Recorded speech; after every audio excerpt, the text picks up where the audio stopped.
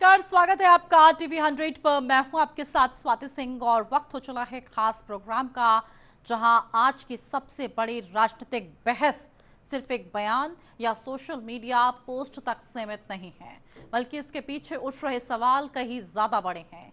क्या अब राजनीति में लड़ाई विचारधारा से निकलकर सीधे परिवारों की दहलीज तक पहुंच चुकी है? उत्तर प्रदेश की सियासत एक बार फिर गर्म है और इस बार केंद्र में है समाजवादी पार्टी प्रमुख अखिलेश यादव की बेटी अदिति यादव से जुड़ा सोशल मीडिया विवाद। कानपुर में दर्ज एफआईआर, सोशल मीडिया पर तेजी से वायरल होते पोस्ट और उसके बाद सत्ता के शीर्ष से आया सख्त संदेश। इस पूरे घटनाक्रम ने राजनीतिक माहौल को और अधिक तनावपूर्ण बना दिया।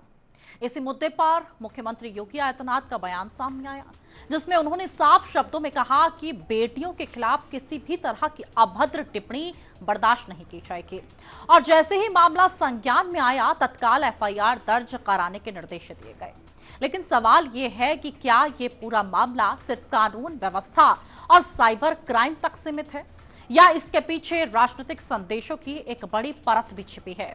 क्योंकि जिस तरह से सोशल मीडिया पर पोस्ट वायरल हुए और फिर जिस तेजी से राजनीतिक प्रतिक्रियाएं सामने आई, उसने इस मामले को एक साधारण शिकायत से कहीं बड़ा बना दिया। और सबसे बड़ा सवाल, क्या भारतीय राजनीति अब नैतिक सीमाएं पार कर गई है, एक नए दौर में प्रवेश कर चुकी है? ये सिर्फ एक खबर नहीं है, बल्कि उस बदलते राजनीतिक माहौल की कहानी है जो आज के हमारे इस कार्यक्रम में आप देखेंगे, जहां हर पोस्ट एक विवाद बना है और हर विवाद एक सियासी हथियार बना है। तो ये विवाद लगातार ऐसे गरमा रहा है जैसे उत्तर प्रदेश की राजनीति में भूचाल लाने को खड़ा है। इस पूरे विवाद की शुरुआत सोशल मीडिया के उस हिस्से से होती है जहां एक सामान्य सी दिखने वाली पोस्ट ने कुछ ही घंटों में बड़े राजनीतिक और डिजिटल तूफान के रूप ले लिया।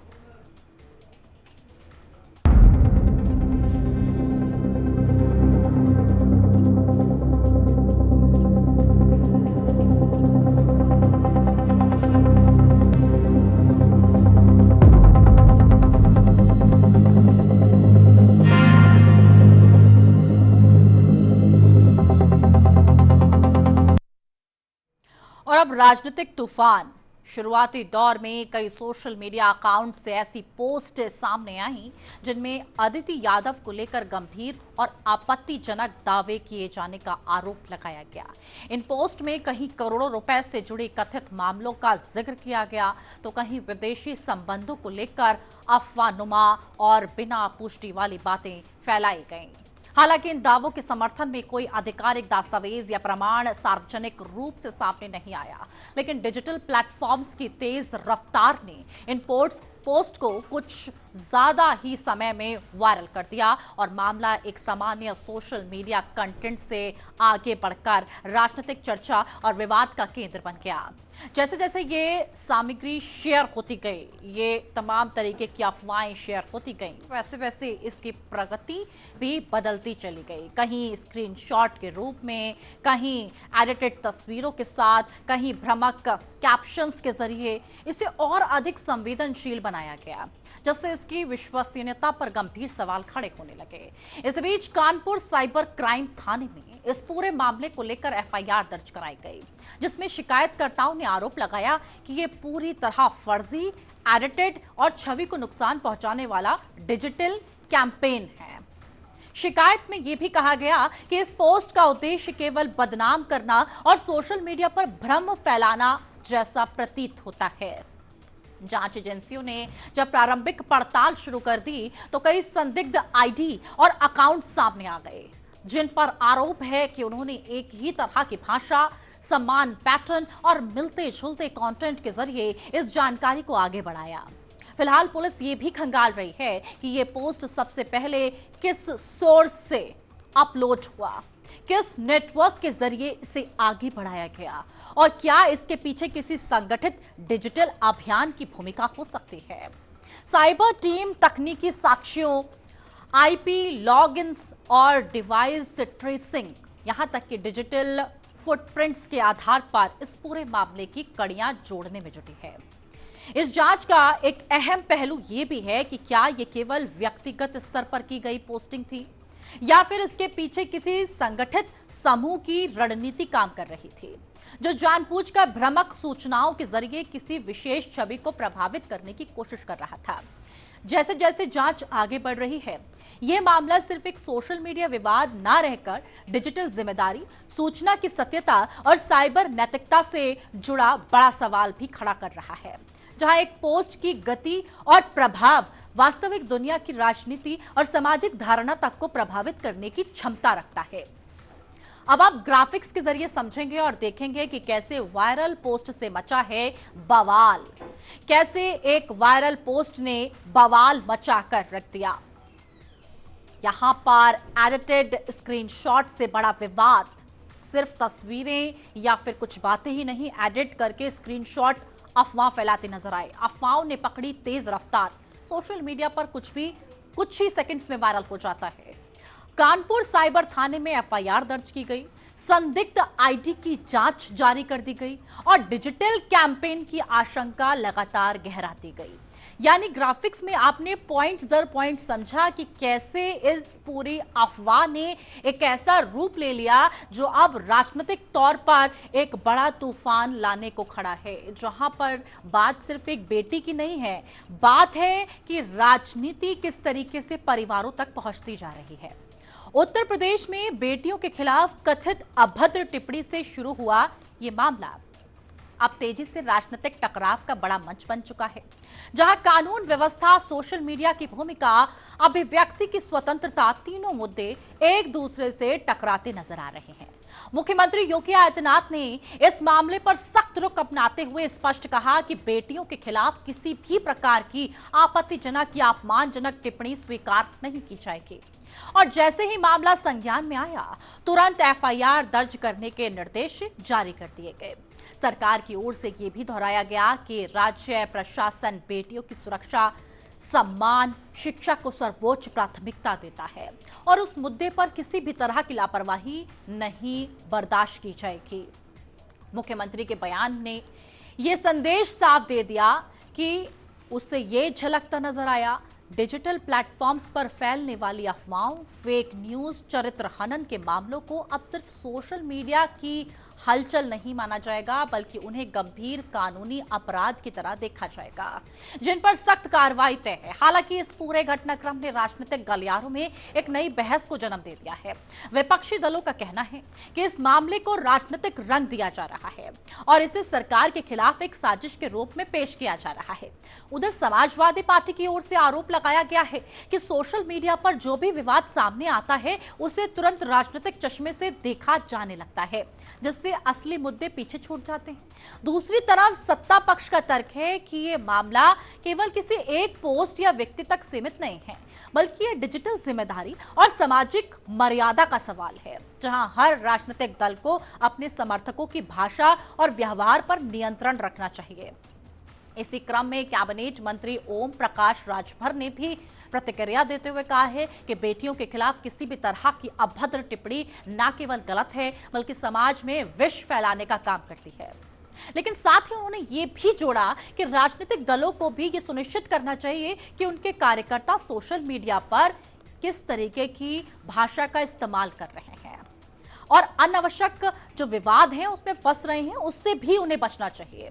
दूसरी ओर विपक्ष के वरिष्ठ नेता शिवपाल यादव ने सरकार पर तीखा हमला बोल दिया और उन्होंने कहा कि प्रदेश में कानून व्यवस्था की स्थिति लगातार सवालों के घेरे में है और ऐसे मामलों में सरकार की प्रतिक्रिया अक्सर राजनीतिक संतुलन साधने की कोशिश लगती है।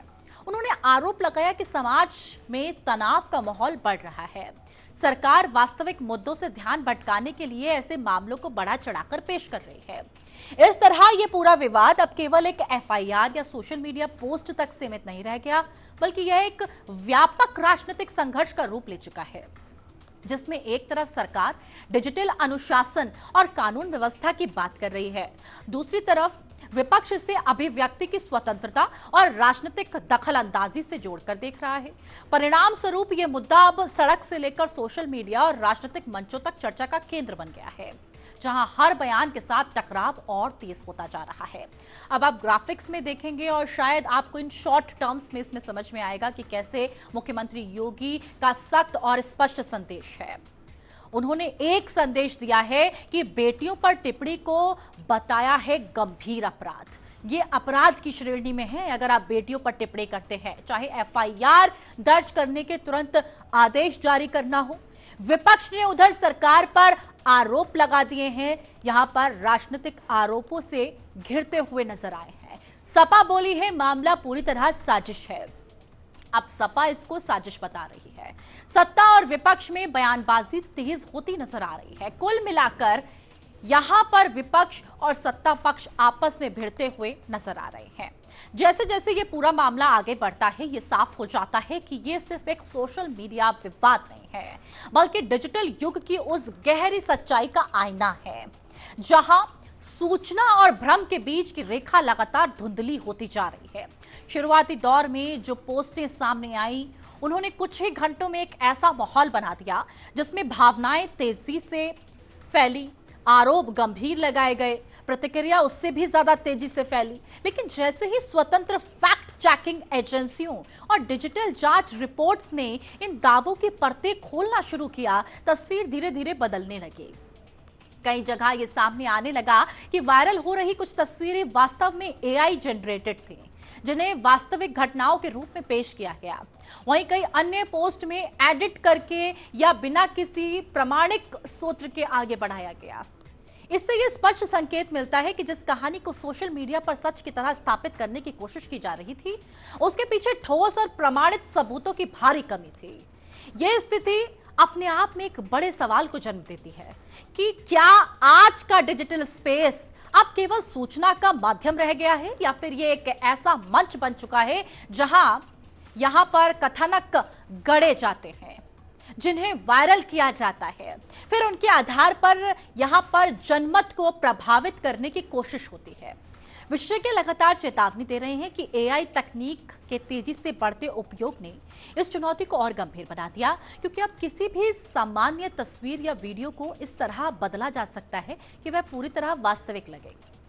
आम दर्शक के लिए उसे पहचानना बेहद कठिन हो जाता है। यही कारण है कि डिजिटल यहां पर साक्षरता को आवश्यकता पहले से कहीं अधिक बढ़ जाती है, ताकि लोग हर वायरल कंटेंट को बिना जांचे परखे स्वीकार न करें। इस पूरे घटनाक्रम ने राजनीति, मीडिया, समाज तीनों को एक ऐसे मोड़ पर लाकर खड़ा कर दिया जहां सवाल केवल किसी एक व्यक्ति या परिवार का नहीं रह जाता, बल्कि ये व्यापक रूप और से लोकतांत्रिक मूल्यों और सार्वजनिक संवाद की विश्वसनीयता से जुड़ जाता है। जब सोशल मीडिया पर किसी भी मुद्दे को बिना सत्यापन के बड़े पैमाने पर फैलाया जाता है, तो उसका असर केवल ऑनलाइन दुनिया तक सीमित नहीं रहता, बल्कि वह जमीनी स्तर पर सामाजिक तनाव, भ्रम और कई बार टकराव की स्थिति पैदा कर देती है। ऐसे में सबसे बड़ा प्रश्न यही हो जाता है कि क्या हम तकनीक के इस तेज विस्तार के साथ अपनी जिम्मेदारी और समझ को भी उसी गति से विकसित कर पा रहे हैं या नहीं? क्योंकि अगर ऐसा नहीं हुआ तो यह डिजिटल ताकत जो सूचना और जागरूकता का सबसे बड़ा माध्यम बन सकती है, वह धीरे धीरे एक ऐसे खतरे में बदल सकती है जो समाज के भरोसे को ही कमजोर करते। अब आप ग्राफिक्स में देखेंगे कैसे सोशल मीडिया से तेजी से फैला है विवाद, किस तरीके से सोशल मीडिया के जरिए ये पूरा विवाद फैला।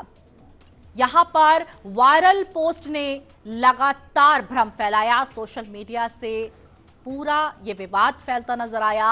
वायरल पोस्ट ने बड़ा भ्रम फैला दिया। एआई इमेजेस ने सच को उलझा कर रख दिया। उधर फैक्ट चेक में खुली है असलियत। जब फैक्ट चेक किया गया कि ये एआई जनरेटेड है तो पैरों तले जमीन खिसक गई। बिना सबूत दावे हुए हैं एक्सपोज, क्योंकि बिना सबूत के दावे किए गए। और उधर लोकतंत्र पर डिजिटल खतरे का बड़ा सवाल खड़ा हो गया, क्योंकि जैसे जैसे टेक्नोलॉजी आगे बढ़ रही है, हम कहीं ना कहीं ऐसे चंगुल में फंसते जा रहे हैं जहां से अपराध जन्म ले रहा है। जमीनी स्तर पर देखें तो यह पूरा विवाद अब सिर्फ सोशल मीडिया तक सीमित नहीं रह गया, बल्कि धीरे धीरे राजनीतिक और सामाजिक बहस का बड़ा मुद्दा बनता जा रहा है। आम जनता के बीच इस मामले को लेकर स्पष्ट रूप से दो तरह की राय सामने आ रही है। एक वर्ग का मानना है कि डिजिटल युग में हर व्यक्ति को अपनी बात रखने की आजादी होनी चाहिए, और सोशल मीडिया प्लेटफॉर्म्स पर उठने वाले सवालों को अभिव्यक्ति की स्वतंत्रता के दायरे में देखा जाना चाहिए। इस वर्ग के लोग ये भी तर्क दे रहे हैं कि यदि किसी विषय पर कोई पोस्ट या टिप्पणी सामने आती है तो उसका जवाब भी तथ्य और पारदर्शिता के आधार पर दिया जाना चाहिए, ना कि उसे दबाने या रोकने की कोशिश की जाए। उधर दूसरी ओर एक बड़े वर्ग का इस पूरे घटनाक्रम पर पूरी तरह अलग और गंभीर रूप देखने को मिला, जहां चरित्र हनन की श्रेणी में इसको रखा गया। इन लोगों का कहना है कि सोशल मीडिया पर बिना पुष्टि के आरोप, अफवाहें, व्यक्तिगत जीवन से जुड़े दावे न केवल संबंधित व्यक्ति की छवि को नुकसान पहुंचाते हैं, बल्कि समाज में भी गलत संदेश फैलाते हैं। इस पूरे विवाद के बीच एक बात पर लगभग सभी लोग सहमत नजर आए कि राजनीति में किसी भी व्यक्ति के परिवार को अनावश्यक रूप से घसीटना उचित नहीं है। लोगों का मानना है कि राजनीतिक बहसें, नीतियां, विकास कार्य विचारधाराओं पर आधारित होनी चाहिए, ना कि व्यक्तिगत जीवन या परिवारों को निशाना बनाना चाहिए। इसके साथ ही सोशल मीडिया पर फैल रही फैक्ट और यहां पर पूरी फेक न्यूज को फैक्ट चेक के हिसाब से अगर देखा जाए, यहां पर चिंता गहराती चली गई। कई लोग ये मांग कर रहे हैं कि ऐसे प्लेटफॉर्म्स पर निगरानी और सख्त नियम लागू किए जाने चाहिए, ताकि गलत जानकारी तेजी से वायरल होकर किसी की प्रतिष्ठा को नुकसान न पहुंचा सके। इस पूरे प्रकरण में अदिति यादव का नाम सामने आने के बाद मामला और अधिक संवेदनशील हो गया। अब तक वह राजनीति से दूर रही और उनकी पहचान मुख्य रूप से शिक्षा और निजी जीवन में सक्रिय रहने वाले एक व्यक्ति के रूप में देखी गई। लेकिन इस विवाद में उनका नाम जुड़ने के बाद कई नए सवाल खड़े हो गए। अक्सर इस बात को सोशल मीडिया पर फैलने वाली सूचना की सीमा क्या होनी चाहिए इसके तौर पर देखा जाने लगा।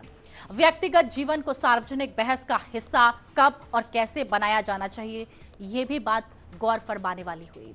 इस घटना ने एक बार फिर ये बहस तेज कर दी कि डिजिटल स्पेस में जिम्मेदारी किसकी है, यूजर्स की, प्लेटफॉर्म की या फिर व्यवस्था की। जब तक स्पष्ट गाइडलाइंस या सख्त मॉनिटरिंग सिस्टम लागू नहीं किए जाते, तब तक ऐसे विवाद बार बार सामने आते रहेंगे। वहीं आम जनता के बीच भी अब ये समझ बढ़ती दिख रही है।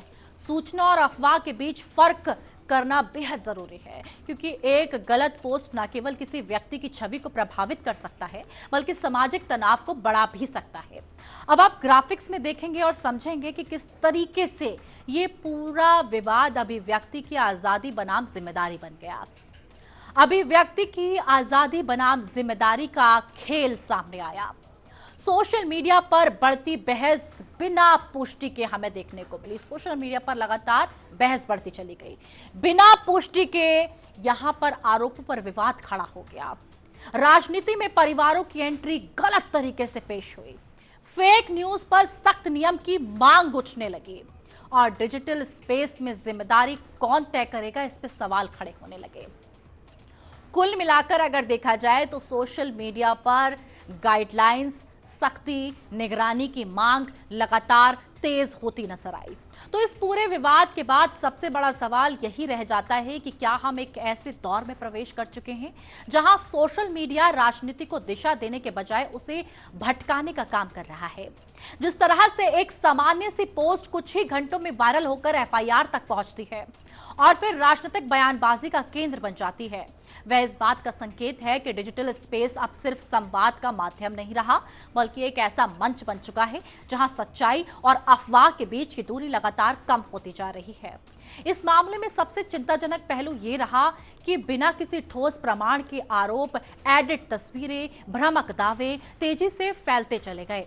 उसकी सच्चाई सामने आने से पहले ही वे जनमत को प्रभावित करते नजर आए और एफआईआर तक बात पहुंच गई। यही वह जगह है जहां सोशल मीडिया की जिम्मेदारी सबसे ज्यादा सवालों के घेरे में आ जाती है। प्लेटफॉर्म्स पर कंटेंट की जांच की कमजोर व्यवस्था, यूजर्स की असावधानी मिलकर एक ऐसा माहौल बना देती है जहां फेक न्यूज सिर्फ सूचना नहीं रहती, बल्कि एक राजनीतिक हथियार बन जाती है। राजनीति पर इसका अक्सर और भी ज्यादा गंभीर असर डालती नजर आती है। आज राजनीतिक बहस नीतियों और विकास से ज्यादा व्यक्तिगत हमलों और डिजिटल नैरेटिव पर केंद्रित हो जाती है। इससे न केवल सार्वजनिक संवाद की गुणवत्ता गिर रही है, बल्कि लोकतांत्रिक विमर्श भी प्रभावित हो रहा है। जब किसी व्यक्ति या परिवार को बिना पुष्टि के विवाद में घसीटा जाता है तो वह सिर्फ एक छवि का सवाल नहीं हो जाता, बल्कि ये पूरे राजनीतिक माहौल की मर्यादा पर सवाल खड़ा कर देता है। अब जरूरत इस बात की है कि सोशल मीडिया पर जवाबदेही तय हो। केवल सरकार या कानून ही नहीं, बल्कि प्लेटफॉर्म्स और यूजर्स दोनों को अपनी भूमिका समझनी होगी। हर पोस्ट, हर शेयर और हर टिप्पणी की जिम्मेदारी तय करनी होगी, क्योंकि डिजिटल दुनिया में एक क्लिक का असर वास्तविक दुनिया में बड़े दबाव और गलतफहमियों को जन्म दे देता है। ये मामला एक चेतावनी की तरह है। अगर फेक न्यूज और डिजिटल अफवाहों पर समय रहते कंट्रोल नहीं लगाया गया तो आने वाले समय में राजनीति मुद्दों पर नहीं, बल्कि भ्रम और प्रोपेगेंडा पर चलने लगेगी। तब सबसे बड़ा नुकसान किसी एक व्यक्ति या पार्टी का नहीं होगा, बल्कि उस भरोसे का होगा जिस पर पूरा लोकतंत्र खड़ा है। अब लगातार अगर हम देखें तो इस पूरे विषय पर राजनीति लगातार गर्माती नजर आई। विवाद शुरू होता है एक पोस्ट से, जहां यह देखा जाता है कि एक पोस्ट जिसमें आदित्य यादव के बारे में बातें कही गई बिना किसी प्रमाण के, बिना किसी सबूत के, और उसके बाद ये विवाद इतना बढ़ जाता है महज किस लिए? क्योंकि आदित्य यादव एक राजनीतिक परिवार से ताल्लुक रखते हैं।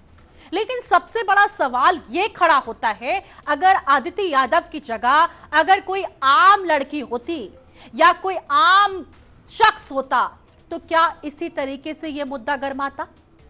सवालों के जवाब तलाशना बेहद जरूरी हो जाता है, क्योंकि आदित्य यादव के साथ जो हुआ है ये किसी भी आम इंसान के साथ हो सकता है, और या यूं कहें कि ये हर आम लड़की के साथ होता है। लेकिन एक्शन सिर्फ इस केस में इसलिए लिया गया क्योंकि आदित्य यादव राजनीतिक परिवार से ताल्लुक रखती हैं। तो बड़ा सवाल यह खड़ा है कि अगर इस तरीके से सोशल मीडिया पर आए दिन अपराध हो रहे हैं, लोग रोस्ट करने के नाम पर अपराध करते हैं, किसी की भावनाओं को ठेस पहुंचाते हैं, किसी को आत्महत्या करने पर मजबूर कर देते हैं, लड़कियों के लिए सोशल मीडिया एक तरीके का डर का माहौल पैदा करता है, तो ऐसे में ये मांग उठती बिल्कुल जायज है कि सोशल मीडिया के ऊपर निगरानी बेहद जरूरी है, नियम तय करनी बेहद जरूरी है, पाबंदियां लगानी बेहद जरूरी है। क्योंकि बात अगर सिर्फ राजनीतिक परिवार की बेटी की हो या फिर आम परिवार की बेटी की, इज्जत हर परिवार की बेटी की बराबर होती है, तो नियम भी बिल्कुल सामान्य लागू होने चाहिए।